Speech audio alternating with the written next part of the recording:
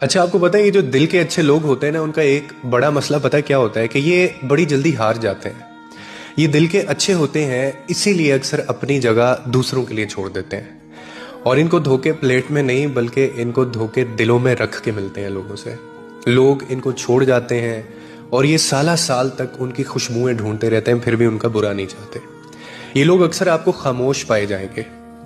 इनकी आंखें अगर आप देखेंगे तो बड़ी रोशन नजर आएंगी, लेकिन अगर कभी आप गौर कर लेंगे तो बहुत उदास और खामोश।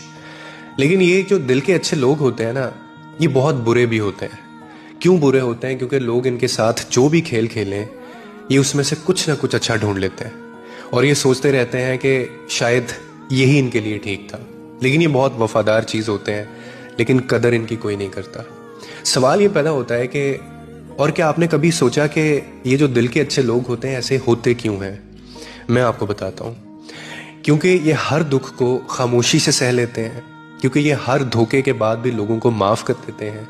और उसकी वजह ये होती है कि इनके दिल में मोहब्बत जो होती है ना, वो बहुत गहराई से होती है। यानी वो जानते हैं कि नफ़रत और बदले से कुछ हासिल नहीं होगा, बदला लेने से कुछ हासिल नहीं होगा। वो ये भी जानते हैं कि दुनिया में सबसे बड़ी ताकत अगर कोई है तो वो मोहब्बत है, और वो इसी ताकत को अपने अंदर समोए हुए होते हैं। ये सच है कि इनके साथ नाइंसाफ़ी होती है।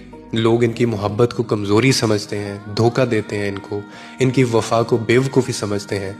लेकिन ये लोग जानते हैं कि इनकी मोहब्बत का कोई बदला नहीं होता।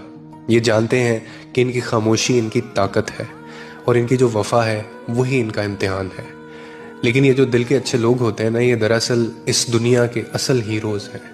ये वो लोग हैं जो हर दुख को सहकर भी मुस्कुराते नजर आएंगे आपको। इसीलिए अगर आपको कोई दिल का अच्छा बंदा मिले तो उसकी कदर कीजिएगा।